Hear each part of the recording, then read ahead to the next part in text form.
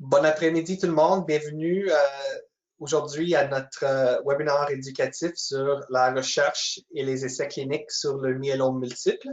Je m'appelle Gabriel Colassourdo, je suis gestionnaire de l'éducation et des services aux patients chez Myélome Canada. Avant de passer à la présentation, j'aimerais juste remercier nos partenaires de l'industrie qui nous aident à faire ces webinaires. Sans leur appui, ça serait vraiment difficile ou même impossible de faire ces webinaires aussi souvent qu'on les fait. Alors, merci à Amgen, Binding Site, Bristol Myers Squibb, Janssen, Takeda et Sanofi Genzyme. Avant de commencer, juste pour vous rappeler que tous nos webinaires sont enregistrés. Vous pouvez voir ces enregistrements directement sur notre chaîne YouTube. Alors, vous allez à youtube.com ou même avec votre téléphone ou tablette, l'application YouTube.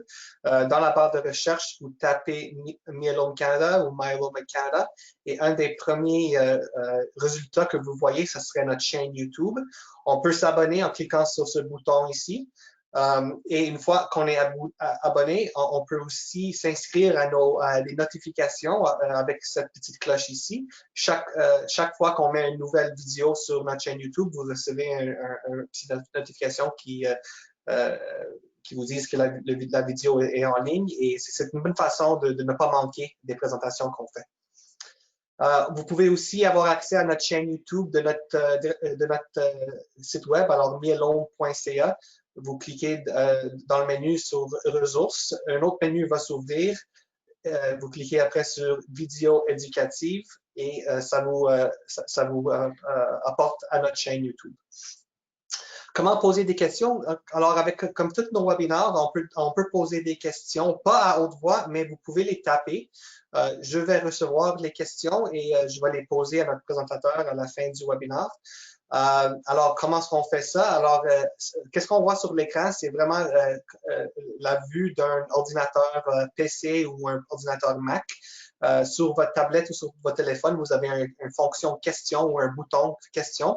C'est assez similaire. Vous tapez votre question, vous appuyez sur le bouton envoyer ou send et je vais recevoir les questions comme ça. Alors, comme vous savez, aujourd'hui, on a un présentateur, Dr. Jean Roy, qui a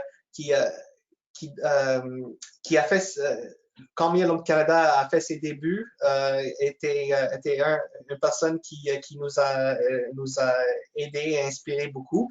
Alors, notre infolette en novembre, on a eu un plein feu sur Dr. Richard Leblanc et Jean Roy. Pour ceux qui ne l'ont pas lu, je recommande qu'ils le lisent parce que c'est vraiment des informations vraiment intéressantes et toute l'aide que Dr. One, pendant les années, maintenant ça fait 15 ans qu'on est ici, alors merci à Dr. Roy. Alors sans plus tarder, j'aimerais introduire Dr. Jean Roy, qui est hématologue et professeur titulaire à l'Université de Montréal. Il est aussi titulaire de la chaire Maryse et William Brock pour la recherche clinique en greffe des cellules souches à l'hôpital Maisonneuve-Rosemont. Alors, merci Dr. Roy pour avoir pris le temps cet après-midi de nous présenter sur la recherche et les essais cliniques sur le myélome multiple. Merci beaucoup. Alors, ça me fait plaisir d'être avec vous aujourd'hui pour vous parler en fait de deux sujets qui me tiennent énormément à cœur, c'est-à-dire la recherche clinique et également les traitements par thérapie cellulaire. Donc, pourquoi faire de la recherche? Alors, la recherche, ça semble être un peu ésotérique et un petit peu en lien avec des choses qui semblent lointaines alors qu'on est dans un hôpital, il y a des patients à soigner, il y a des urgences, il y a des mauvaises nouvelles à annoncer, etc. Alors, la recherche, en fait, c'est un gain à moyen long terme. Et la recherche, elle est vraiment extrêmement importante. Pourquoi? Parce qu'elle nous donne de l'expertise. Et cette expertise-là, elle rejaillit sur tous les membres de la communauté des soignants, alors que ce soit sur les médecins, que ce soit sur les infirmières, sur le personnel de laboratoire et sur le personnel également de recherche, qui sont soit des registraires, soit des adjoints de recherche ou encore des coordonnateurs. Et tous ces gens-là font en sorte que le milieu gagne en expertise pour la suite mieux traiter les patients. Alors évidemment, à première vue, faire de la recherche va nous permettre d'offrir des traitements innovateurs aux patients avant qu'ils ne soient approuvés ou disponibles. Comme vous le savez, ça prend plusieurs années entre le moment où un médicament est découvert et le moment où il est disponible pour les patients. Et entre les deux, bien, il y a différentes étapes qui sont faites, qui peuvent prendre plusieurs années. Et le fait de participer à un essai clinique permet justement d'offrir ces médicaments-là plus rapidement à des patients et donc d'en faire profiter les gens qui auraient en particulier épuisé toutes les autres avenues thérapeutiques. On fait aussi de la recherche pour avoir un impact plus global sur la maladie, c'est-à-dire que on veut avoir dans le temps, sur une période de 5 à 7 ans, une amélioration des survies sans progression. Et il y a aussi un impact économique, c'est-à-dire que d'avoir une unité de recherche permet de payer des gens qui sont des experts dans ce domaine-là, de maintenir une infrastructure de recherche. Et ça, évidemment, ça a aussi un impact sur notre société. Alors, vous savez déjà que la survie des patients avec un myélome multiple s'est grandement améliorée au cours des 40 dernières années. Et vous avez ici là, un schéma qui relate un petit peu là, la survie selon l'année de la découverte de la maladie, c'est-à-dire entre 93, 97 et plus récemment jusqu'en 2012. Et on s'aperçoit que la courbe, bien qu'elle soit encore descendante, est une courbe qui s'allonge, c'est-à-dire que pour un temps donné, on a une meilleure survie pour les patients plus récemment diagnostiqués. Et tout ça, en fait, résulte du fait qu'on a pu ajouter à notre portefeuille de traitement de nombreuses molécules. Il ne s'est pas passé grand-chose entre 1962 et 1999 et par la suite, on a vu apparaître différentes molécules qui ont été utilisées en combinaison et qui ont permis d'améliorer la survie. Et mieux encore, l'avenir est encore plus prometteur avec l'arrivée de d'autres médicaments qui pourront avoir un impact sur la survie. Tout ça, évidemment, résulte de la recherche. Alors, la recherche sur les médicaments, elle se fait de différentes façons. Elle se fait d'abord in vitro chez des animaux pour évaluer des cibles thérapeutiques, c'est-à-dire qu'on va évaluer différents récepteurs à la surface des cellules et, ou à l'intérieur des cellules, puis on va essayer d'apparier des produits qui vont être capables de bloquer la réponse de la cellule. Et tout ça peut se faire sur des lignées cellulaires, des lignées de cellules tumorales, mais aussi chez l'animal pour avoir des variables bien contrôlées et ainsi avoir une idée plus précise de l'impact des molécules qu'on veut tester. Par la suite, une fois qu'on a découvert des molécules dont les propriétés sont intéressantes, on doit passer à une étape qu'on appelle la recherche clinique. Et la recherche clinique, c'est quoi? C'est la recherche qui se fait auprès de patients, donc en milieu clinique, et qui va avoir différentes phases, des phases qu'on appelle précoces, comme la phase 1, la phase 2.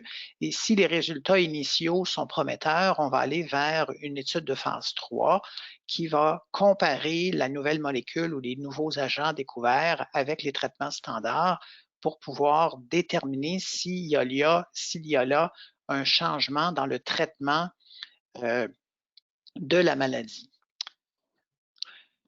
Alors, il y a différents aspects qui sont évalués en recherche clinique. Évidemment, on veut regarder d'abord et avant tout la toxicité. Est-ce que l'utilisation d'une nouvelle molécule, par exemple, va être toxique? Est-ce qu'il va y avoir une toxicité qui va se faire surtout au niveau de la moelle osseuse, qui est l'endroit où se trouve le myélome? Est-ce qu'on va avoir une toxicité non hématologique, c'est-à-dire à l'extérieur de la moelle osseuse et qui peut avoir des répercussions sur les organes vitaux comme le foie, le cœur, les reins, les poumons? Et on va également s'interroger sur la dose maximale tolérée. il y a un concept qui existe depuis longtemps en cancérologie qui est celui de la dose intensité, c'est-à-dire qu'on essaie de trouver la dose maximale tolérée, c'est-à-dire la dose maximale qui va avoir un effet bénéfique chez les patients tout en ayant la plus faible toxicité possible. Donc, il y a un point qui est le point de bascule qui va évidemment être évalué chez l'animal et ensuite dans les études de phase 1. Et par la suite, une fois que la toxicité est bien comprise, bien évaluée, on va aller vers la section des bénéfices, c'est-à-dire est-ce que cette molécule-là ou ce groupe de molécules-là va avoir un taux de réponse qui va être intéressant? Est-ce que la réponse sera durable dans le temps? Et est-ce qu'elle permettra finalement d'espacer les traitements tout en ayant également un impact sur la qualité de vie. Donc, on ne cherche pas uniquement la toxicité, mais on cherche également les bénéfices en termes de survie globale, de survie sans progression. La survie sans progression étant la durée pendant laquelle la maladie reste tranquille, ne progresse pas. Et c'est la période durant laquelle il va y avoir une absence de d'autres traitements. Et on évalue également de plus en plus la qualité de vie, c'est-à-dire l'ensemble de l'impact des nouveaux traitements sur la façon dont les patients se sentent. Alors, vous avez ici les différentes étapes de la recherche clinique. C'est une diapo qui est un petit peu chargée, mais si on va à l'essentiel, on peut résumer cette diapo-là en disant que pour ce qui est de la recherche clinique, une fois que la molécule a franchi le laboratoire pour aller vers le patient, il va y avoir 4 étapes ou 4 types d'études. L'étude de phase 1, elle, va essayer de déterminer la toxicité, d'abord et avant tout, de la nouvelle molécule.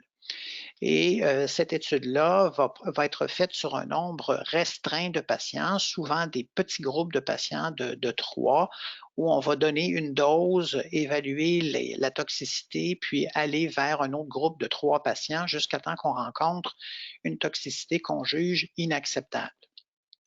Par la suite, on va passer à une étude de phase 2 qui, elle, va confirmer ce qu'on a trouvé en étude de phase 1, c'est-à-dire l'estimation de la toxicité qu'on a faite préalablement et va aussi nous donner une idée sur l'efficacité. Et généralement, les études de phase 2 vont être des études plus grandes, entre 30 et 100 patients, selon les probabilités d'avoir une amélioration. Donc, une fois l'étude de phase 2 terminée, c'est-à-dire une fois qu'on a une bonne raison de croire que les traitements sont efficaces, on va passer à l'étude de phase 3, qui est l'étude la plus importante, c'est-à-dire celle qui compare le traitement généralement accepté comme étant le traitement standard avec le nouveau traitement. Et là, à ce moment-là, on va faire une randomisation, c'est-à-dire qu'on va assigner au hasard entre 2 groupes de personnes qui ont des caractéristiques bien précises, un traitement versus l'autre, et on va mesurer souvent à l'aveugle, c'est-à-dire que l'investigateur ne sait pas quel traitement le patient va recevoir. On va donc évaluer l'efficacité et la toxicité pour arriver à une étude qui soit la plus exempte de biais possible. Et une fois les résultats connus, on jugera si ce nouveau traitement a des avantages sur les traitements habituels et devenir un traitement standard, un nouveau traitement standard. Finalement, les études de phase 4, c'est des études qui collectent de l'information une fois que le médicament a été approuvé pour s'assurer qu'on n'a pas d'autres effets secondaires plus rares ou qui auraient pu être manqués lors des études de phase 1, 2 et 3. Alors évidemment, la recherche clinique se fait avec des êtres humains et elle est hautement régularisée par les comités d'éthique dans les hôpitaux ou dans les centres de recherche où les études se font, mais c'est également hautement surveillé par les organismes gouvernementaux pour pouvoir s'assurer que la recherche soit faite de façon éthique, c'est-à-dire qu'on puisse respecter la dignité des patients, qu'on puisse respecter le consentement qui doit être libre et éclairé. On doit également s'assurer que les personnes vulnérables sont bien traitées, qu'il y a un respect de la confidentialité, que l'inclusion se fait pour toutes les personnes de différentes origines. Et finalement, on doit également s'assurer de la sécurité des patients qui participent à des études. Donc, il y a une surveillance qui se fait de façon très stricte et évidemment, parfois les patients vont venir nous voir et dire, ben écoutez, moi je veux participer à un protocole ou à une étude, puis je vais signer tout de suite le formulaire de consentement. C'est le genre de choses qu'on ne peut pas faire parce que pour chaque étude, il y a des avantages, des inconvénients et il y a aussi des incertitudes. C'est-à-dire qu'en général, quand on participe à une étude, c'est qu'on pense qu'il y aura des bénéfices potentiels. Or, ces bénéfices-là peuvent ne pas exister malgré les études préalables qui ont été faites, d'une part, et d'autre part, il peut y avoir des effets secondaires majeurs qui peuvent survenir et il faut donc participer en toute connaissance de cause afin de bien connaître les buts de l'étude et les avantages et les inconvénients. Alors, les critères d'éligibilité sont, après le consentement, la chose la plus importante. Alors, il faut que le consentement soit libre et éclairé, on en a parlé, mais il faut également avoir des critères d'éligibilité qui rentrent dans les critères de l'étude. Et souvent, les gens vont dire, ben moi, comment ça se fait que je ne peux pas participer? Je me sens laissé pour compte. Bien, la raison pour ça, c'est que dans les débuts, c'est-à-dire quand on a une étude de phase 1 ou 2 ou même 3, bien, on veut avoir des cohortes de patients qui sont homogènes. On veut avoir des cohortes de patients qui vont être strictement étudiées pour pouvoir tirer les bonnes conclusions et ainsi ne pas perdre les efforts qui ont été investis pour potentiellement améliorer la santé des patients. Alors, rentrer dans les critères d'inclusion, c'est important pour s'assurer qu'on a une population homogène dont les résultats pourront être par la suite extrapolés à d'autres populations. Et les critères d'exclusion sont là aussi pour la sécurité des participants, c'est-à-dire que s'il y a des critères d'exclusion, c'est principalement parce qu'on veut d'abord ne pas nuire aux patients, qui est le premier principe de la médecine, d'abord ne pas nuire, et on ne veut pas compromettre non plus la santé des gens qui pourraient par ailleurs avoir des traitements alternatifs. Alors, c'est strictement contrôlé. Quand on est inspecté, soit par le comité d'éthique ou soit par Santé Canada, c'est une des premières choses qui va être vérifiée. Est-ce que les sujets de recherche qui ont participé remplissaient ou pas les critères d'éligibilité? Et finalement, il y a malheureusement un volet économique à toute recherche. Faire de la recherche clinique coûte très cher. Il y a des coûts très élevés par patient. On parle de plusieurs milliers de dollars, dépendamment de l'étude. Ça peut varier entre 30 000 et 100 000 dollars, de sorte que les budgets de recherche étant rares et limités, si on met des patients qui ne sont pas conformes aux critères d'inclusion, bien, on risque de ne pas pouvoir interpréter les résultats, rendre la participation des autres patients peu utile et épuiser nos maigres ressources et budgets de recherche. Alors, il y a différentes étapes qui doivent être franchies avant qu'un protocole de recherche puisse se mettre en place. Et les étapes sont les mêmes selon que la recherche se fait en milieu pharmaceutique ou encore avec le milieu académique. Parce que nous, de notre côté, à l'hôpital, on fait une distinction entre les protocoles qui proviennent de l'industrie, qui sont généralement plus nombreux, qui sont nécessaires aussi puisque les compagnies ont des moyens financiers qui sont quand même nettement supérieurs à ceux de la communauté académique, et les protocoles académiques, c'est-à-dire ceux qui ont été pensés, réfléchis et mis sur pied par un groupe de chercheurs d'un centre de recherche, d'une université ou d'un hôpital. Alors, quand on utilise ou quand on participe à un protocole qui est mené par l'industrie pharmaceutique, il y a différentes étapes administratives qui sont un petit peu souterraines et pas très visibles, mais qui incluent entre autres l'évaluation de notre capacité à fournir des patients sur le protocole, parce que les compagnies veulent effectivement recruter le plus rapidement possible des patients éligibles à l'étude. Ils veulent également ouvrir le moins de centres possible pour que les choses soient faites de façon la plus efficace. Ouvrir un centre pour une étude de recherche coûte beaucoup d'argent. Donc, dans un monde idéal, quelques centres avec des grands volumes sont privilégiés.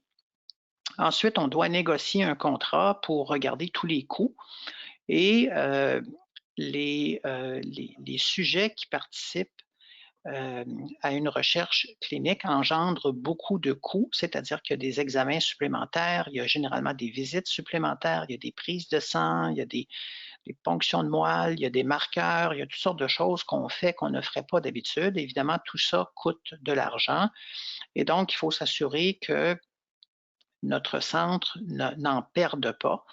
Et en fait, l'autre chose, c'est qu'on ne fait pas de profit avec ça. Quand on fait des études avec l'industrie, on arrive tout au mieux kiff-kiff dans nos budgets et les retombées, en fait, sont sous forme d'argent pour le salaire des différentes personnes qui travaillent, adjoints de recherche, infirmières de recherche, registraires, et pour les réactifs ou pour les tests qui sont faits.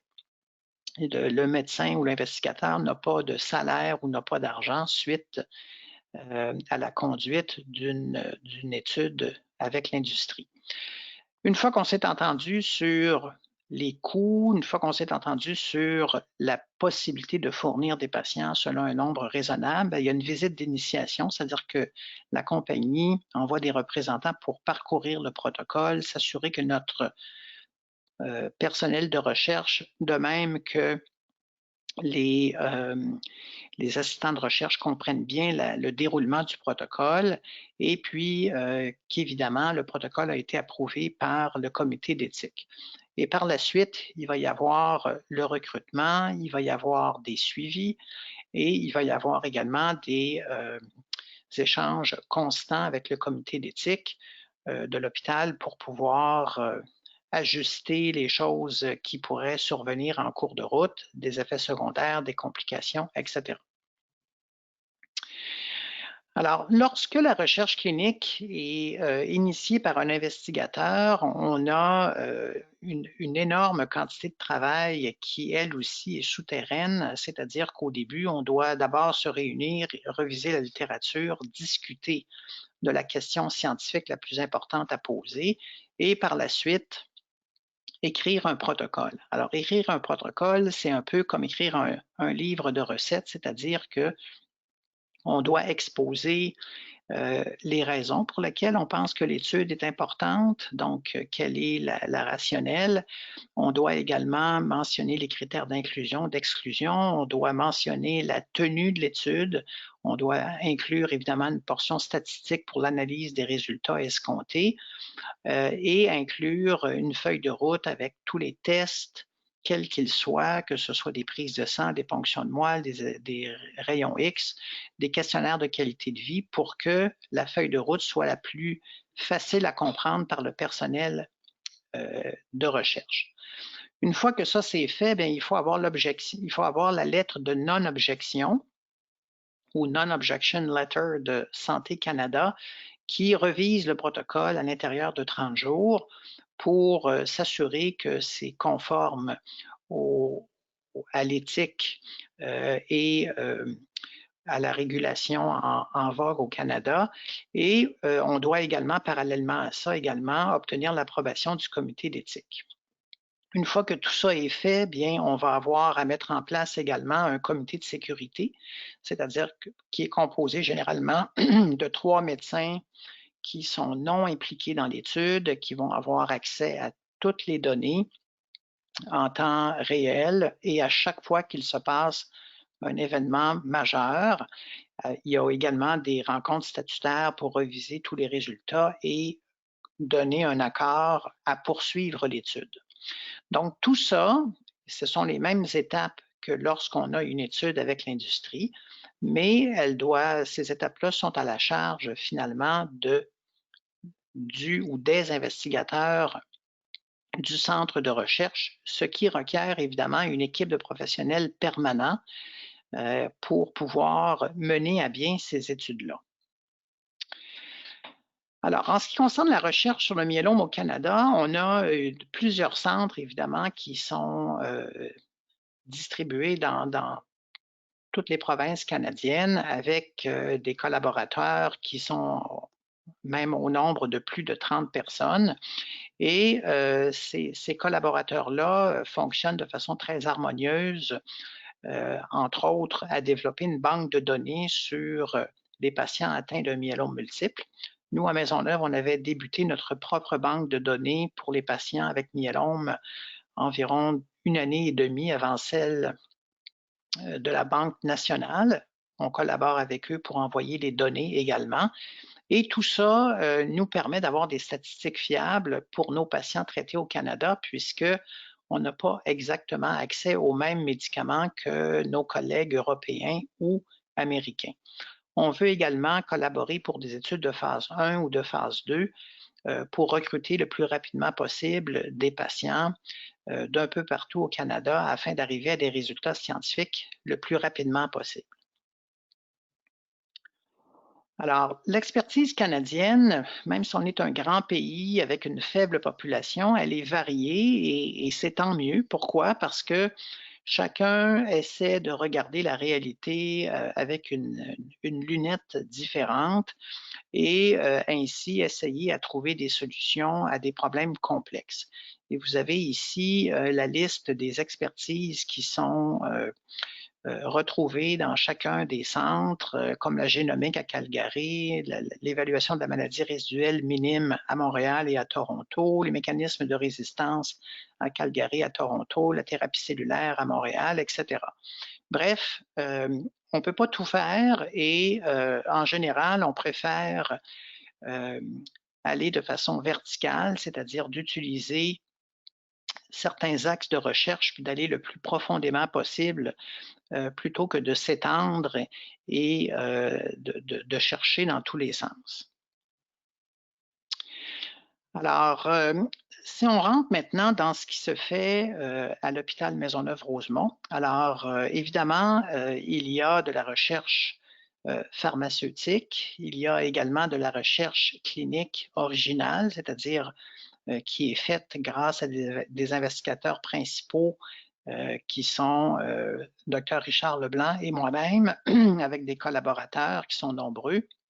On a également une banque de données qui existe grâce justement à la chaire Myélome Canada et une banque de cellules de myélome qui est collectée de façon prospective pour la mettre disponible à des chercheurs fondamentaux qui voudraient étudier certains mécanismes cellulaires dans le myélome multiple. Alors, l'avantage qu'on a à Maisonneuve, c'est qu'on a une grande population, c'est-à-dire qu'on dessert environ 530 000 personnes. Donc, c'est à peu près le quart de la population de l'île de Montréal et à peu près l'équivalent de la population de la ville de Québec. Donc, on a une population qui est nombreuse. On a en général un nouveau cas de myélome par 2 semaines.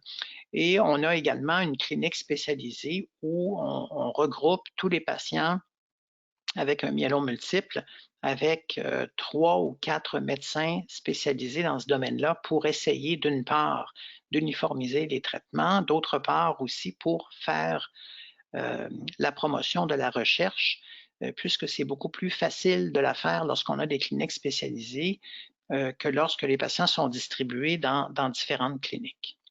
L'autre avantage que nous avons, c'est d'avoir un centre de thérapie cellulaire qui dont la photo est ici, qui a été construit il y a maintenant une dizaine d'années et qui nous permet de manipuler des cellules dans des conditions strictes de stérilité et aussi de qualité, tout en étant conforme à des organismes comme Santé Canada, l'Agence européenne du médicament et la FDA aux États-Unis. Donc, théoriquement, les cellules qui sont produites, multipliées dans ce centre de thérapie cellulaire-là peuvent être exportées à l'extérieur en toute sécurité. Alors, on a parlé tantôt d'avoir une équipe pérenne si on veut faire de la recherche, qu'elle soit pharmaceutique ou qu'elle soit initiée par des investigateurs locaux. Et on ne peut pas faire de la recherche à moins d'avoir des gens qui connaissent le myélome, qui connaissent la maladie, qui connaissent ses manifestations, qui connaissent les effets secondaires des médicaments. C'est tout à fait impossible. On est rendu dans une ère qui est beaucoup trop spécialisée et maintenant, on ne peut pas non plus faire une étude, fermer l'étude, attendre 2 mois, perdre le personnel, réengager des gens, puis repartir à nouveau. Ça, c'est la méthode qu'on appelle du stop and go. Cette méthode-là n'existe plus, c'est tout à fait impossible. Il faut donc une structure qui va être permanente et c'est comme ça que les grands centres dans le monde, que ce soit Boston, que ce soit New York ou les centres européens fonctionnent. C'est-à-dire qu'ils ont créé une infrastructure financée par la philanthropie pour avoir un maintien de base, c'est-à-dire un maintien de minimum, si on veut, de personnel hautement qualifié. Et par la suite, d'ajouter à ça d'autres personnes selon le volume d'études qui vont être faites et selon le recrutement. Alors, c'est de là qu'est venue l'idée, il y a maintenant 8 ans, de créer la chaire Myélome Canada sur le myélome multiple à l'Université de Montréal et à l'hôpital Maisonneuve-Rosemont. Et le but de cette chaire-là, c'est tout à fait de faire fonctionner une équipe de recherche clinique de façon pérenne, c'est-à-dire qu'il y a un capital qui est à la Fondation de l'Université de Montréal, dont les intérêts sont versés annuellement, environ 4 pour avoir le salaire d'une registraire, d'une coordonnatrice de recherche et parfois aussi une partie du salaire d'une infirmière et également pour financer certains projets qui sont dans leur début. Et cette structure-là est vraiment quelque chose d'extrêmement important parce que ça nous permet de conserver l'expertise, garder notre personnel. Ça nous permet également d'être plus compétitifs lorsqu'on a des négociations avec l'industrie. Et ça nous permet également de commencer de petites études préliminaires, c'est-à-dire des projets qui sont risqués, des projets qui sont un peu flyés et qui nous permettent donc d'obtenir des résultats préliminaires pour ensuite aller faire des demandes aux organismes subventionnaires gouvernementaux. Alors, évidemment, c'est une structure qui nous a énormément aidés au cours des dernières années. Alors, la mission de la chaire Myélome Canada, vous la connaissez déjà. Là, il y a évidemment d'améliorer les soins aux patients en diffusant l'information, mais également de stimuler la recherche. Et si on se projette dans 5 ans, dans 10 ans, dans 15 ans, ce qui est admirable de cette structure-là, c'est que c'est une structure qui est là pour toujours, c'est-à-dire que si on s'en occupe, qu'on continue à y ajouter des fonds, on va être capable de garder notre personnel d'une part, mais on va être capable aussi d'ajouter des gens, c'est-à-dire des chercheurs fondamentaux qui sont soit des PhD, des biochimistes, des pharmacologues, etc. Donc, des gens qui ne voient pas de patients, mais qui ont une meilleure connaissance que Dr Leblanc et moi-même des sciences de base pour essayer de travailler en équipe avec nous pour trouver des solutions innovatrices. Alors, cette chaire-là, elle est principalement créée justement pour soutenir la recherche clinique et éventuellement la recherche fondamentale. Alors, la banque de données, c'est quelque chose qui passe un petit peu sous le radar et qui n'est pas très sexy. Quand on parle de ça aux gens, les gens disent, ben voyons, il me semble que c'est assez banal comme structure, là. Collecter des données sur le devenir des patients, il me semble que c'est tellement facile, c'est tellement évident qu'on devrait tous avoir accès à ça. Eh bien, malheureusement, au Québec, il n'y a pas de structure organisée de collecte prospective des données sur le cancer dans un registre national, comme c'est le cas dans les autres provinces. Et on est intéressé à savoir si, en tant que médecin, on fait le bon travail. C'est-à-dire qu'on a beau suivre les recettes qui sont publiées aux États-Unis ou en Europe avec les médicaments auxquels on a accès ici. Ce qui est important, c'est de savoir est-ce qu'on utilise correctement les ressources, est-ce que notre survie sans progression, est-ce que notre survie de nos patients, est-ce que nos taux de mortalité sont mieux, pires ou la même chose que ce qui est publié ailleurs. Donc ça, c'est important parce que ça nous permet d'avoir aussi un outil d'évaluation à travers le temps, c'est-à-dire que on espère que dans 5 ans, dans 10 ans, les résultats seront meilleurs que maintenant. Ça nous permet aussi de cibler certaines populations pour essayer de collecter de l'information justement pour participer à des études avec l'industrie. Et ça demande ça aussi du personnel qui va mettre le nez dans les dossiers pour collecter l'information de façon précise et prospective et non pas rétrospective. Rétrospective étant beaucoup plus difficile d'avoir des informations de qualité et précises. Alors, la banque de cellules de myélome, elle est en cours actuellement. Elle se fait, on demande aux patients de participer au moment du diagnostic ou lorsqu'on pense qu'il y a une rechute. Les cellules sont collectées, purifiées et conservées dans un endroit qui s'appelle la Banque de cellules leucémiques du Québec, qui est une banque qui a été créée il y a maintenant 20 ans, plus de 20 ans par ma collègue, Dr. José Hébert, et qui est une experte en cytogénétique et en conservation de cellules. Donc, les cellules sont là à la disposition des chercheurs qui font une demande évidemment qui doit passer par un comité scientifique et un comité d'éthique pour s'assurer que les cellules qui sont très précieuses sont utilisées pour les bonnes raisons. Alors, tout ça est expliqué sur le site de la chaire que vous pourrez consulter si le cœur vous en dit. Maintenant, pour ce qui est de la recherche pharmacologique ou avec l'industrie, vous pouvez voir ici à travers le temps tout ce qui s'est fait au cours des 10 dernières années. Alors, chaque losange représente une étude avec un nom de code et la longueur du losange représente, les 2 pointes représentent le début et la fin. Alors, vous pouvez voir que ce soit en première ligne,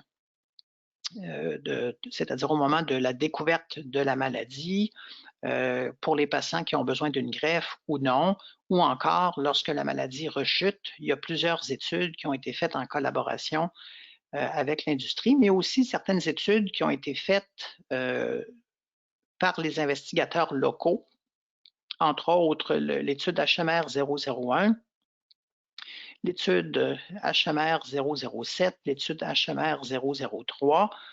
Il y a une autre étude, je ne la vois pas, mais qui s'appelle HMR 005, qui est une étude qui vise à regarder la moelle osseuse des patients qui sont des survivants à long terme après auto- et allogreffe.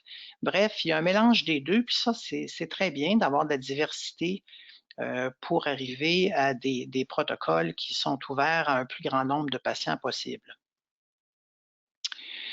Alors, évidemment, il y a eu plusieurs études où on a été demandé de participer alors que la molécule en question n'était pas encore disponible sur le marché, soit non approuvée par Santé Canada ou encore par l'INES, qui est l'Agence du médicament du Québec. Vous avez une liste ici, juste pour vous démontrer que c'est courant que le fait de participer à une étude avec l'industrie nous permet justement d'offrir des traitements qu'on n'aurait pas souvent 1 an, 2 ans avant l'approbation. Et ça permet aussi au personnel soignant, que ce soit les médecins, les infirmières ou autres, entre guillemets, de se faire la main, c'est-à-dire d'avoir un feeling de ce qui se passe avec ce médicament-là, de savoir comment l'utiliser, d'avoir de l'expertise finalement qui, par la suite, peut être extrapolée à d'autres patients lorsque le médicament est approuvé. Alors, l'une des façons de lutter contre le myélome, c'est l'immunothérapie et c'est ce qui a été développé en priorité à l'hôpital Maisonneuve-Rosemont en raison du grand volume de greffes et de l'expertise en autogreffe et en allogreffe qui s'y retrouve. Alors, on sait brièvement que le myélome multiple, c'est une cellule qui dépend beaucoup de son environnement pour pouvoir proliférer, pour pouvoir se maintenir. Donc, et cet environnement-là, il est dans la moelle osseuse et il se constitue de cellules immunitaires qui sont des lymphocytes T, des cellules NK, etc., mais aussi de cellules de soutien qu'on appelle des fibroblastes qui vont produire différentes hormones ou différents produits chimiques qui vont lui permettre de vivre et de se multiplier. Et donc, on a développé des stratégies qui vont nous permettre d'attaquer les cellules de myélome, soit en changeant l'environnement, c'est-à-dire en changeant l'intérieur de la moelle osseuse, et en changeant le système immunitaire, parce qu'on sait que les cellules de myélome sont capables d'immunosupprimer le système immunitaire de la personne qui est atteinte, donc un petit peu de le rendre inefficace en produisant différents produits ou encore en changeant certains récepteurs à la surface des cellules. Et cette façon de faire-là, en fait, la façon la plus ancienne, c'était l'allogreffe.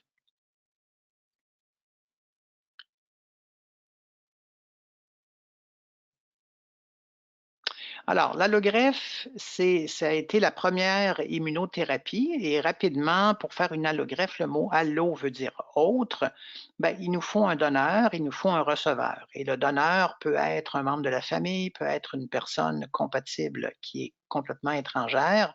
Ça peut être, comme on le verra un petit peu plus tard aussi, du sang de cordon qui a des propriétés particulières. Et l'allogreffe se fait donc en trouvant un donneur et en donnant des cellules qui vont contenir des cellules souches et un nouveau système immunitaire à un receveur qui lui aura été préparé avec un ensemble de médicaments de chimio et ou de radiothérapie pour pouvoir accueillir justement les cellules qui seront transférées et pour également retarder la prolifération des cellules de myélome.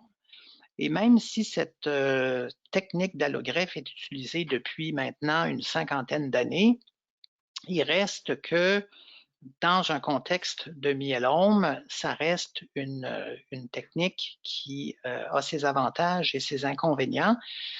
Et l'un des buts que Dr Leblanc et moi-même se sont fixés pour les prochaines années, c'est d'essayer d'améliorer l'allogreffe pour la rendre moins toxique, c'est-à-dire d'avoir des taux de mortalité qui sont en bas de 10%, des taux de complications immunologiques qui soient faibles, mais surtout aussi d'essayer d'améliorer la rechute qui survient chez à peu près 50% des patients post-allogreffe, malgré tous les traitements qui sont donnés.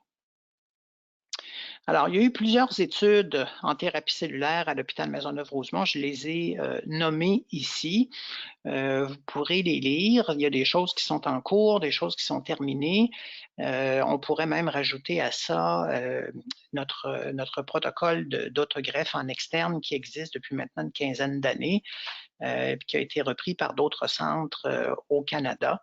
Mais en gros, toutes ces études-là ont comme fil commun d'essayer de rendre la greffe plus facile, plus sécuritaire et plus efficace, surtout pour les patients avec un myélome multiple.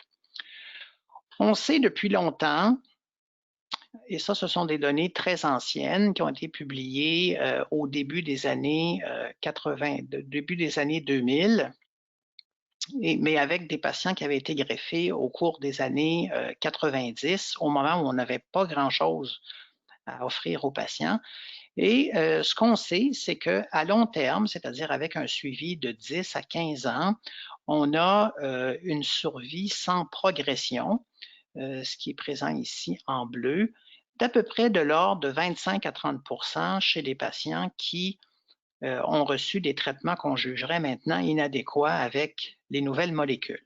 Donc, on sait que malheureusement, il y a plusieurs patients qui vont rejeter, certains qui vont décéder, surtout dans les 2 premières années, mais qu'à long terme, même en ayant reçu des traitements qu'on jugerait préhistoriques maintenant, il y a des survies sans progression avec absence de maladie dans le sang, dans la moelle, et donc des patients qu'on peut considérer comme étant guéris. Alors, dans un but toujours d'améliorer l'allogreffe, on a fait un protocole qui a eu lieu entre 2001 et 2010 où on a recruté 92 patients qui avaient moins que 65 ans, qui avaient un donneur familial compatible, qui avaient reçu les traitements de l'époque comme induction, ensuite une greffe autologue et par la suite une allogreffe familiale qui se faisait en externe pour essayer justement de diminuer la toxicité. Donc, au lieu d'utiliser des hautes doses de chimio et de radiothérapie, on donnait des petites doses de chimiothérapie, juste assez pour implanter le greffon et le nouveau système immunitaire chez le patient. Et avec un suivi de presque 9 ans, quand on a publié le premier article en 2016, on avait une survie sans progression estimée à 10 ans qui était de l'ordre de 41%. On avait un taux de mortalité malheureusement qui était de l'ordre de 10%. Et on avait toujours un taux de rechute qui était de l'ordre de 49%, donc à peu près 50%. Et un taux de complications de type GVH chronique de l'ordre de 75 à 80%. Et la GVH chronique, c'est une complication immunologique qui peut nuire à la qualité de vie des patients parce qu'elle se manifeste par de la sécheresse au niveau de la peau, des yeux, de la bouche. Ça oblige à prendre quelques années d'immunosuppresseurs. Donc, c'est un phénomène qui peut protéger de la rechute. Ce n'est pas toutes les études qui sont uniforme à ce niveau-là, mais c'est une complication qui peut laisser aussi des séquelles en termes de qualité de vie, donc à éviter autant que possible. Alors, on a remis la cohorte à jour en décembre 2018. Ça nous a permis de publier un article tout récemment où cette fois-ci, on a regardé les mêmes résultats qu'en 2016, mais on les a comparés à une cohorte similaire. C'est ce qu'on appelle un Case Control Study, c'est-à-dire qu'on apparie des patients les uns aux autres de façon rétrospective, selon des critères bien définis pour rendre la cohorte de comparaison la plus identique possible au groupe qu'on veut étudier. Donc, on a trouvé 81 patients qui n'avaient reçu qu'une seule autogreffe entre 2001 et 2010, avec le même type de myélome que les 92 patients qui ont été allogreffés. Et quand on regarde les résultats, bien, on s'aperçoit que la survie globale à 10 ans, donc la survie moyenne des patients qui ont été autogreffés, elle est de 10 ans et la survie moyenne des patients qui ont été allogreffés, elle est de 13 ans. Et quand on regarde les deux courbes, on s'aperçoit que celle du haut, c'est-à-dire celle des patients qui ont été allogreffés, n'a pas beaucoup bougé. Elle reste aux alentours de 60%, alors que les patients qui ont été autogreffés, eux, malheureusement, continuent de rechuter avec un plateau qui ne semble pas être véritablement atteint. Quand on regarde la survie sans progression, bien, on confirme les chiffres d'avant, c'est-à-dire qu'on a 41% de survie sans progression à 10 ans, mais avec un suivi qui est plus long, de 4 années de plus, alors qu'on a 21% pour les patients qui ont été autogreffés seulement, et ceci est statistiquement significatif. Quand on regarde maintenant la survie des patients qui rechutent, donc qu'est-ce qui se passe une fois que les patients ont rechuté, soit après une allogreffe ou après une autogreffe? Bien, on s'aperçoit que les patients qui ont été allogreffés semblent avoir un petit avantage de survie par rapport aux patients qui ont été autogreffés seulement, Mais cet avantage de survie-là n'est pas statistiquement significatif. On a 59% pour les allos, 52% pour les autogreffes, donc une différence de 7%. S'il y avait eu plus de patients dans chacun des deux groupes, il est possible qu'on aurait une différence significative, ce qui pourrait suggérer, premièrement, que le fait d'avoir eu une allogreffe ne nuit pas par la suite. C'est-à-dire qu'on peut recevoir tous les autres traitements qui peuvent être donnés lorsqu'on a une maladie qui progresse. Et d'autre part, bien que si on avait eu plus de patients, peut-être qu'on aurait trouvé une différence statistiquement significative entre les deux groupes. Alors, deux aspects améliorés, on en a parlé un petit peu, la GVH chronique qui peut survenir jusqu'à 75-80% des patients et la progression de la maladie qui est l'ennemi numéro 1 malgré l'allogreffe. Alors, la GVH chronique, on en a parlé rapidement tantôt. Elle peut être soit légère, modérée ou sévère selon le degré d'atteinte des organes. Et la présentation la plus fréquente, c'est une atteinte mucocutanée, c'est-à-dire au niveau de la peau, des yeux, du foie, avec une sécheresse au niveau des yeux et de la bouche. Le plus fréquemment, plus rarement, c'est-à-dire 5 à 10% des patients peuvent avoir une atteinte soit des poumons, de l'intestin ou des articulations avec des douleurs, des gonflements. Et tout ça doit être traité par de la cortisone et d'autres immunosuppresseurs. Donc, ça oblige malheureusement l'administration de 2 à 5 ans de médicaments qui ont aussi des effets secondaires et généralement, on réussit à arrêter tous ces médicaments-là au bout de 5 ans et la qualité de vie des patients à ce moment-là redevient généralement normale. Donc, dans un monde idéal, si on pouvait baisser l'incidence de GVH chronique et si on pouvait diminuer la prise de médicaments, ce serait quelque chose qui serait utile. Alors, c'est de là qu'est venue l'idée de créer un type d'allogreffe amélioré qu'on a appelé une étude HMR 001. Donc, c'est une étude de phase 2 qui a débuté en 2014 et on a essayé de construire sur les connaissances qu'on avait eues auparavant, c'est-à-dire que si on avait 41% des gens qui survivaient après une allogreffe à long terme, est-ce qu'on pouvait faire mieux en donnant du bortezomib ou Velcade après l'allogreffe? Et on sait que le Velcade a effectivement un effet anti-myélome, mais aussi un effet d'immunosuppression, c'est-à-dire qu'on peut on s'est rendu compte qu'en donnant du bortezomib chez les patients qui avaient un myélome multiple, qui avaient rechuté après l'allogreffe et qui avaient de la GVH chronique, on avait une amélioration de cette GVH chronique-là. Et on s'est dit, on va essayer de faire d'une pierre deux coups. Et donc, on a mis sur pied un protocole où, comme le protocole précédent, on donnait une induction avec, entre autres, le bortezomib, on faisait une autogreffe, on faisait la greffe allogénique, et 4 mois après l'allogreffe, on donne du bortezomib à raison d'une injection aux 2 semaines pendant une année, avec évidemment un volet biologique, c'est-à-dire qu'on vérifie la réponse dans le sang avec des rayons X, etc., mais aussi des ponctions de moelle qui sont faites régulièrement pour mesurer très précisément la quantité de maladies qui pourrait demeurer dans la moelle et ainsi nous donner une idée de qui est à risque de rechute éventuellement. Alors, cette étude-là, elle s'est terminée en septembre 2019, après que le dernier patient ait été recruté avec un suivi de 2 ans ou plus. Les analyses sont en cours actuellement, mais les résultats que je vous présente ont été validés. Donc, 39 patients. Ce qui est à remarquer, c'est que dans cette étude-ci, on a choisi des patients qui avaient un moins bon pronostic, c'est-à-dire soit des patients qui avaient un stade avancé, c'est-à-dire un stade ISS3, ou encore des anomalies cytogénétiques, c'est-à-dire des chromosomes anormaux dans la moelle, ou une leucémie plasmocytaire, parce que ces patients-là, malheureusement, ont des survies sans progression qui sont plus courtes.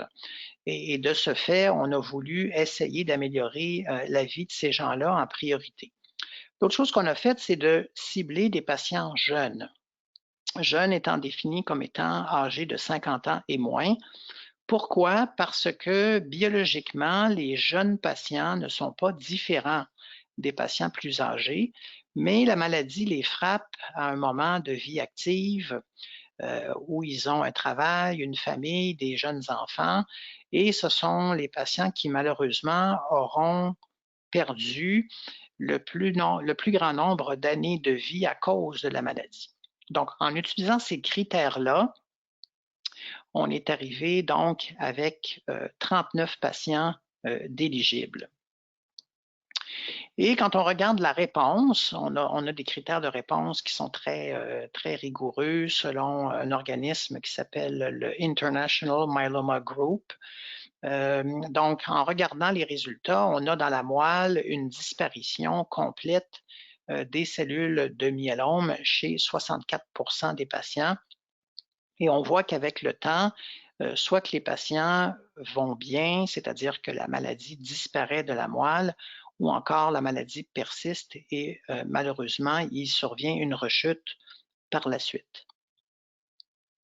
Alors, quand on regarde maintenant les chiffres, premièrement, de mortalité périgreffe, c'est-à-dire est-ce que la greffe comme telle est toxique? Bien, il y a 2 patients qui sont décédés des complications de la greffe, donc 2 sur 39. Puis, après 3 ans de suivi, il y a un patient qui a été découvert décédé dans son lit de cause incertaine.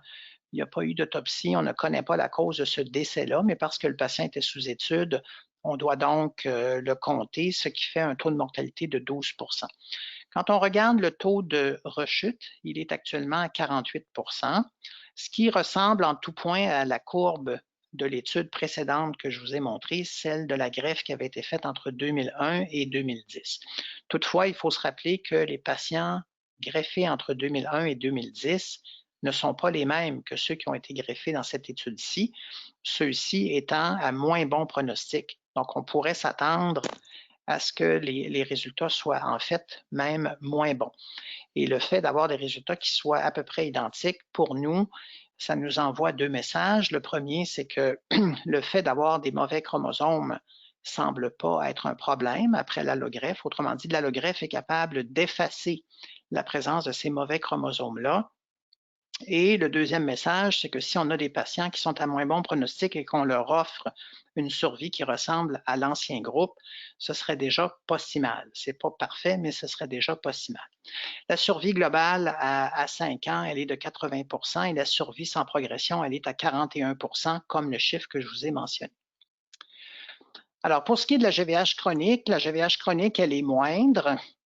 On a comparé avec un groupe contrôle, donc au lieu d'avoir 80%, on avait 56%. La forme modérée à sévère, celle qui demande des pilules pendant des années, elle est de 46% versus 69%, et la sévère, 11% versus 26%. Alors oui, le fait d'avoir du bortezomib après l'allogreffe diminue la sévérité de la GVH chronique et, c'est pas montré ici, la durée de prise des médicaments après l'allogreffe.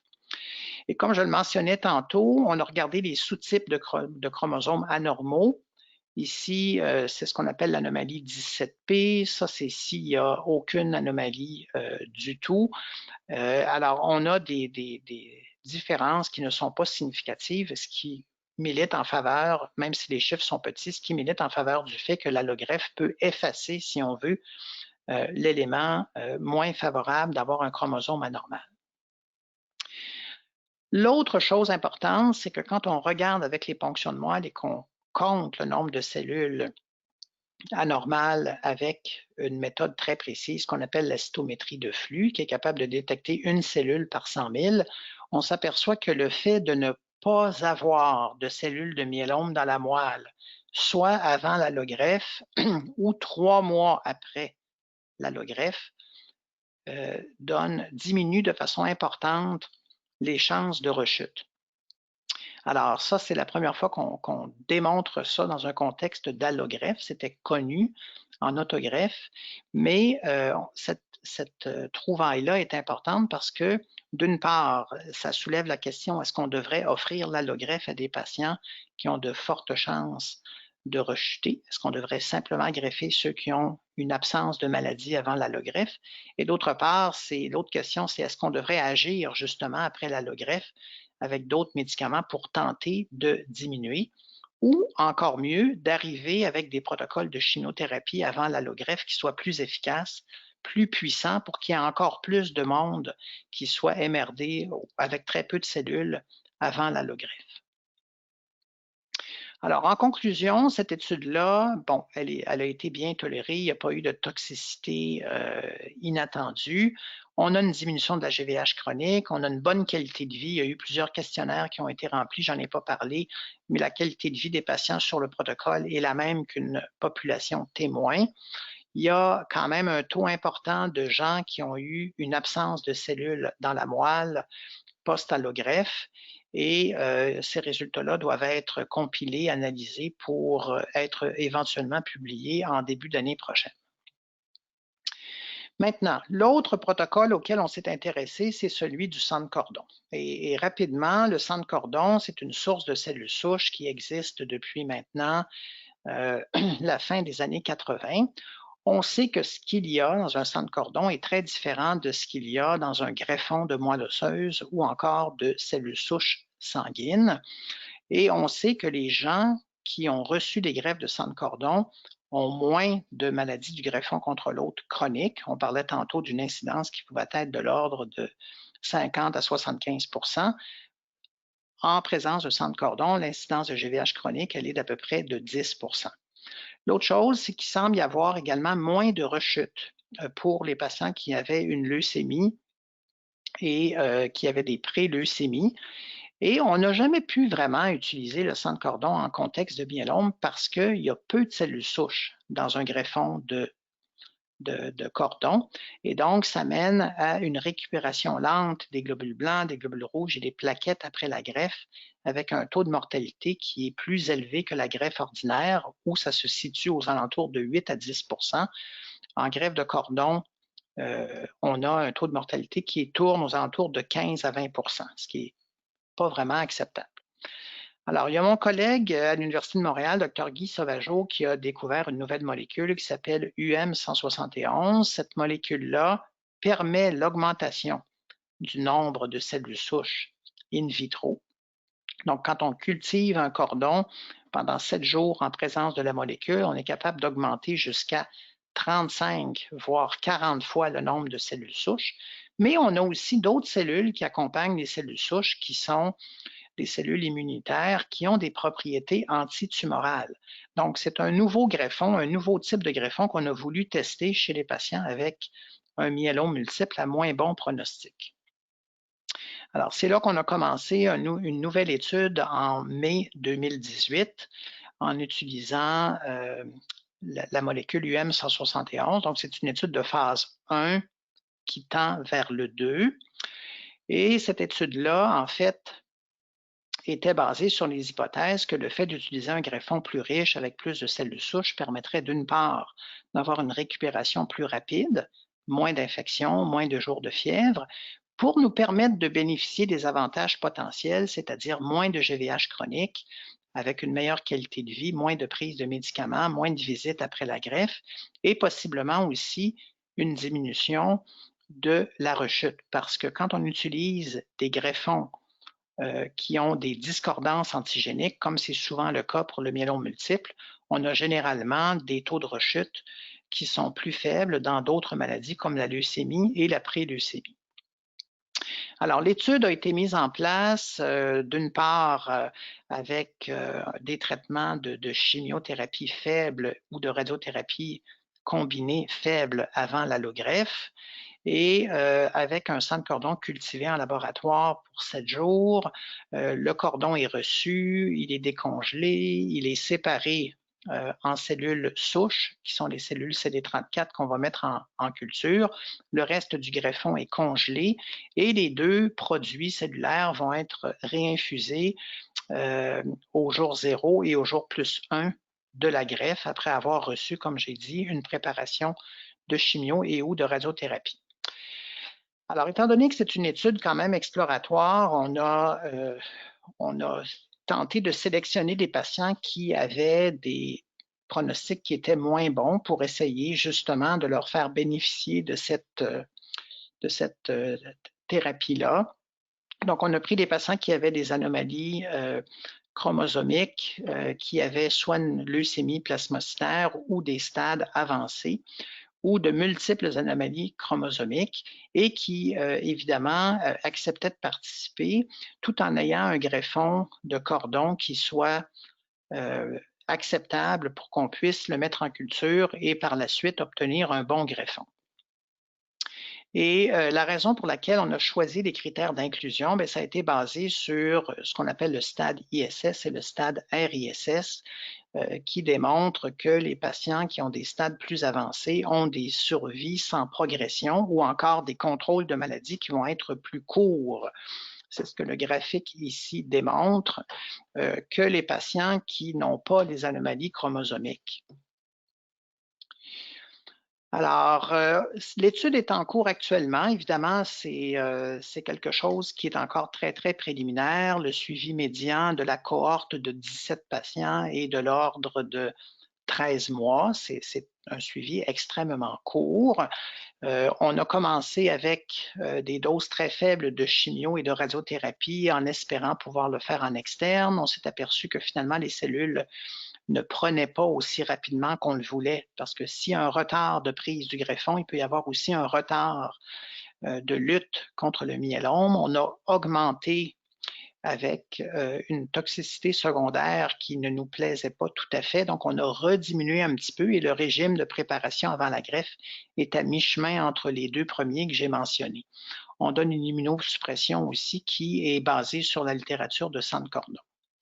Jusqu'à présent, les résultats sont disponibles pour 15 patients. Évidemment, encore une fois, c'est extrêmement préliminaire et tout ce que ça démontre ici, c'est que on a réussi quand même à infuser des greffons qui sont de très bonne qualité et qui sont aussi en bon nombre de cellules souches. Alors, en général, quand on a un greffon de cellules souches, on a entre 4 et 6 fois 10 à la 6 cellules CD34. Et quand on a un greffon de sang de cordon, on a généralement 10 fois moins de cellules. Donc, la technologie nous permet d'avoir finalement un greffon de cordon, mais qui ressemble à un greffon de cellules souches sanguines, avec une prise du greffon qui est rapide, c'est-à-dire un nombre de neutrophiles à moins que 0,1 qui est seulement de 6 jours, et un nombre de neutrophiles à moins que 0,5 qui est de 19 jours. Donc, ça, c'est des prises de greffon qui sont quand même rapides et qui fait en sorte que seulement 2 patients ont eu de la fièvre sur toute la cohorte, avec la possibilité de faire effectivement la greffe en externe.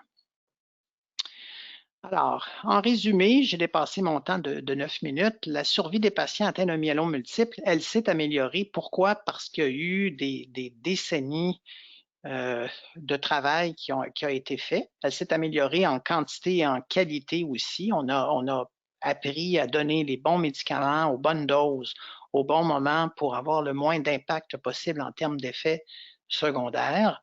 Et tout ça résulte de la recherche fondamentale et de la recherche clinique qui doit être poursuivie dans des centres académiques qui sont forts, où il y a des individus qui sont motivés, capables de travailler en équipe et qui sont également soutenus.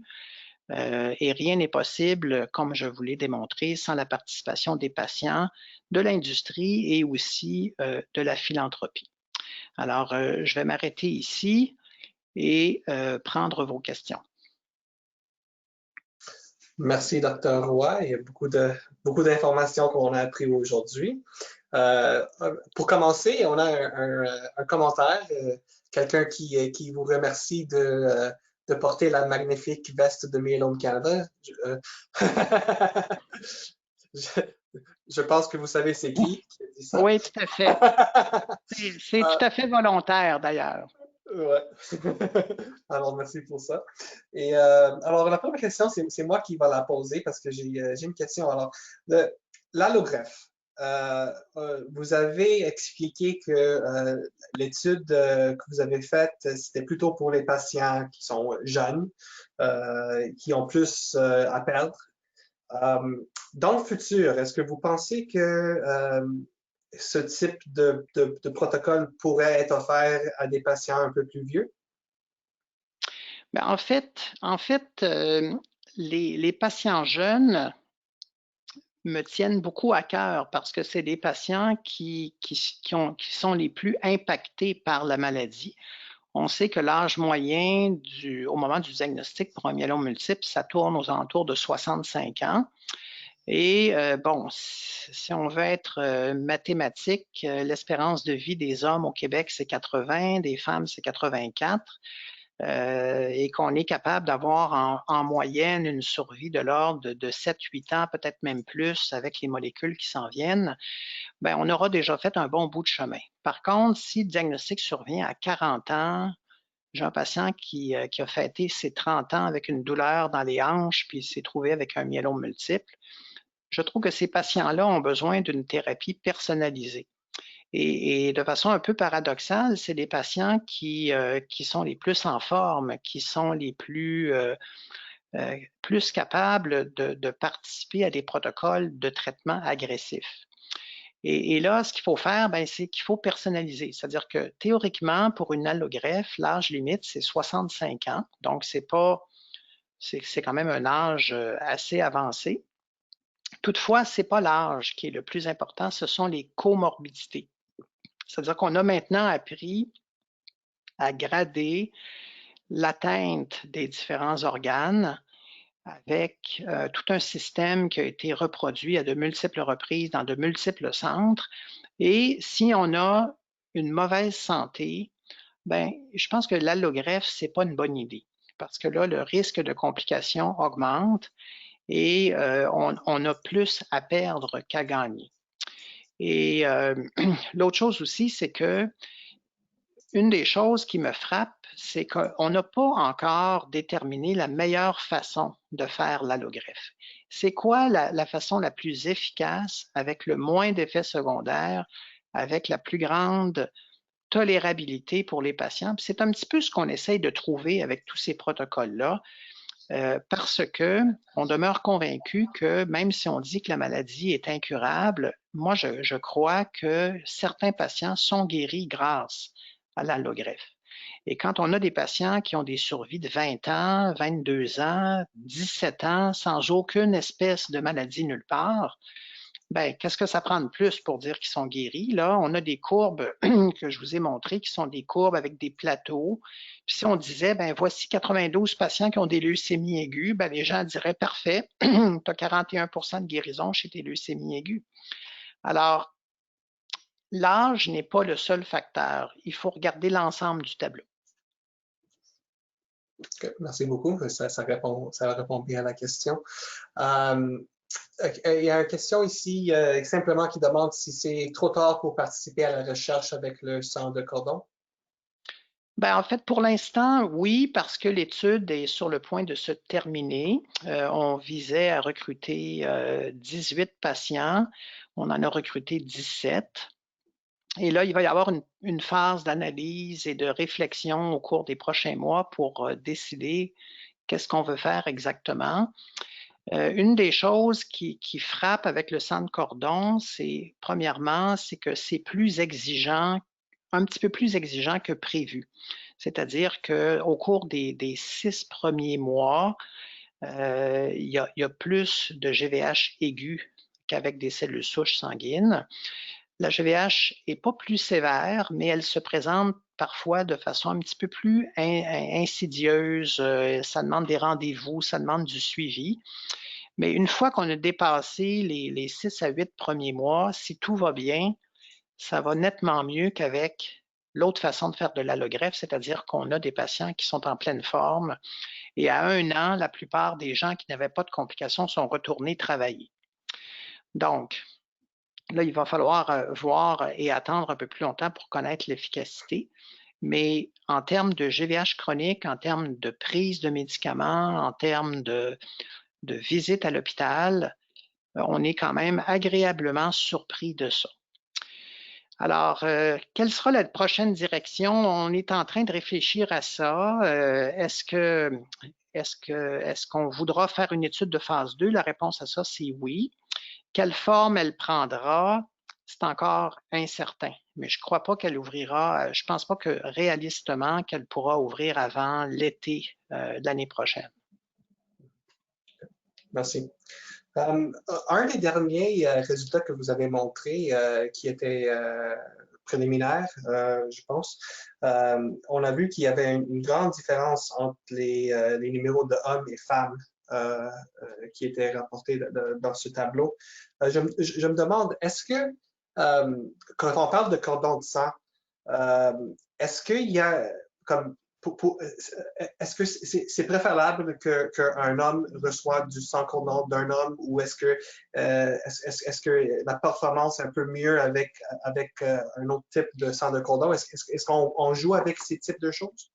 En fait, le sang de cordon, ça c'est assez intéressant, c'est que l'origine ethnique et le sexe n'ont pas d'importance. Alors, en greffe conventionnelle, si moi j'ai besoin d'un donneur non apparenté que je regarde dans un registre, on va faire mon typage HLA, puis on va vérifier dans le registre qui correspond le mieux à mon typage HLA.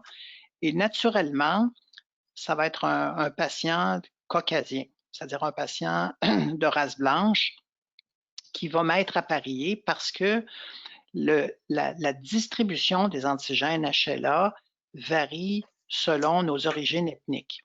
Et un patient noir aura besoin d'un donneur noir, puis un patient d'origine asiatique aura besoin d'un donneur d'origine asiatique, en gros. Pour le cordon, ça n'a pas d'importance. Et on choisit volontairement des cordons qui sont non matchés, c'est-à-dire soit 5, 6 ou 7 sur 8, pour justement essayer d'avoir un effet anti-myélome plus puissant. Et là, les études dans d'autres maladies, en leucémie, en préleucémie, etc., démontrent que le sexe du bébé ou l'origine ethnique du bébé n'ont pas d'importance. Pourquoi? Parce que le sang de cordon est plus plastique. Son système immunitaire est plus tolérant des discordances antigéniques. Et même si on choisit des cordons qui sont nettement moins matchés que de la moelle osseuse d'un donneur familial ou non apparenté, ben, les complications immunologiques vont être à peu près les mêmes au début. Puis par la suite, la GVH chronique, elle, va être moindre. Pourquoi? Parce que les cellules souches qui sont dans le sang de cordon sont des cellules plus jeunes, plus indifférenciées et plus capables aussi de s'adapter au corps du receveur. Et c'est ça un petit peu ce qu'on essaie d'aller chercher pour le long terme. Okay. Merci. Alors, la prochaine question se dit, que faites-vous après un rechute suite à l'autogreffe? Après l'autogreffe ou après l'allogreffe? L'allogreffe. Après l'allogreffe. Alors, s'il y a une rechute après l'allogreffe, en fait, tout dépend de la rapidité avec laquelle on découvre la rechute. Si la rechute survient plus d'1 an après l'allogreffe, les complications immunologiques sont faibles et à ce moment-là, on va aller vers la deuxième ligne qu'on aime le plus actuellement, qui est le daratumumab et le Revlimid. Si la rechute survient tôt après l'allogreffe, c'est-à-dire à l'intérieur d'1 année, à ce moment-là, on va tenter d'utiliser plutôt des médicaments qui sont immunosuppresseurs justement parce que les IMID, comme le Revlimid, peuvent parfois réveiller la GVH aiguë. Et on va essayer plutôt d'utiliser soit du Velcade ou soit du Carfilzomib comme deuxième ligne, quitte à utiliser par la suite les autres molécules. Ça n'empêche pas l'utilisation, ça ne fait que les retarder. OK. Ouais. Merci beaucoup. La prochaine question, c'est à propos des études cliniques. Alors, lorsqu'un groupe contient des gens en placebo, il me semble que ce n'est pas juste pour eux. Est-ce qu'ils reçoivent le vrai médicament après l'étude? Ça dépend du design de l'étude, mais c'est très rare maintenant qu'en myélome, on fasse des études avec un placebo. En fait, à mon souvenir, là, je me souviens pas de la dernière fois qu'on ait fait ça. Ce qu'on fait en myélome, c'est qu'on va comparer le traitement standard ou le traitement le plus communément accepté et on va le comparer avec le nouveau traitement. Mais pour d'autres maladies, pour d'autres études, si on utilise un placebo, généralement, on va découvrir la prise du médicament ou non au moment de la rechute et à ce moment, ou de la progression de la maladie. Et à ce moment-là, on va l'offrir généralement. Mais ça dépend aussi du design de l'étude. OK. Merci. On retourne maintenant à l'allogreffe. Est-ce qu'il y a des différences de les résultats entre les allogreffes apparentés et les non apparentés? Actuellement, il n'y a aucune différence entre les deux. Et ça, c'est vrai pour le myélome, mais c'est vrai aussi pour les autres maladies. En fait, ce qui a été formidable au cours des 30 dernières années, c'est que grâce aux avancées en biologie moléculaire, ce qu'on appelle un patient compatible, mais non apparenté maintenant, est beaucoup plus compatible qu'un patient non apparenté d'il y a 5 ans, 7 ans, 8 ans ou 10 ans. Donc, on a appris à mieux typer, à mieux distinguer les différences antigéniques avec des degrés de précision inégalés jusqu'à présent. Et dans notre étude, justement, là, celle où on a donné du Velcade, on avait 60% des patients, sur 39, il y avait 60% des patients qui ont été greffés avec un donneur non apparenté, 40% avec un donneur familial. Et il n'y a aucune différence entre le devenir de ces deux groupes-là. C'est vrai aussi pour les leucémies, les préleucémies. Donc, en 2020, en fait, le dilemme qu'on a, c'est est-ce qu'on devrait prendre un jeune patient non apparenté de 25 ans ou un monsieur ou une madame de 60 ans qui est notre frère ou notre sœur. Et ça, actuellement, c'est en dilemme. Et même si on n'a pas d'études, on a des arguments en faveur de choisir un donneur non apparenté qui soit plus jeune qu'un donneur qui soit plus âgé, même à l'intérieur de notre famille. C'est bon à savoir, merci. La prochaine question, est-ce qu'on a essayé d'ajouter des cellules souches de cordon lors d'autogreffe? Non.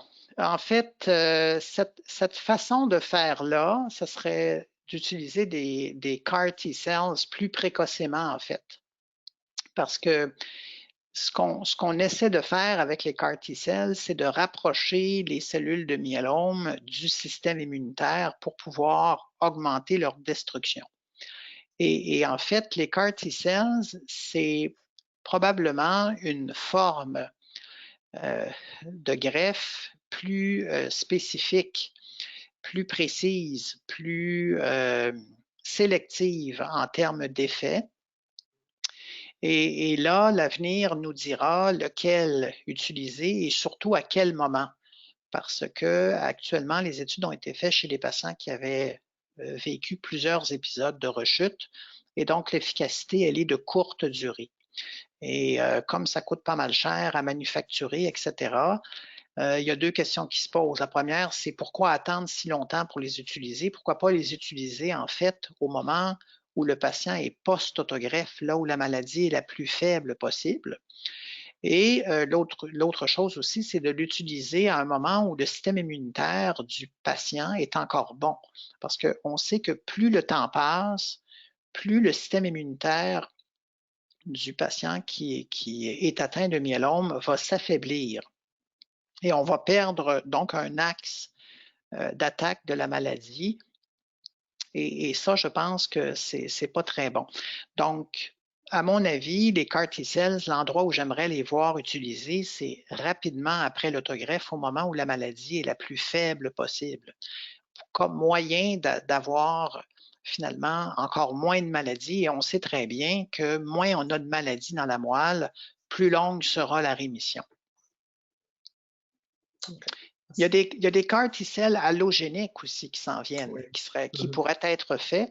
Donc, on pourrait, par exemple, dire, ben, si on a un donneur, si quelqu'un a eu une allogreffe puis qu'il reste de la maladie à 3 mois ou à 6 mois post-allogreffe, est-ce qu'on ne devrait pas collecter le donneur à nouveau, faire des CAR T-cells, puis là, les utiliser contre la maladie qui persiste?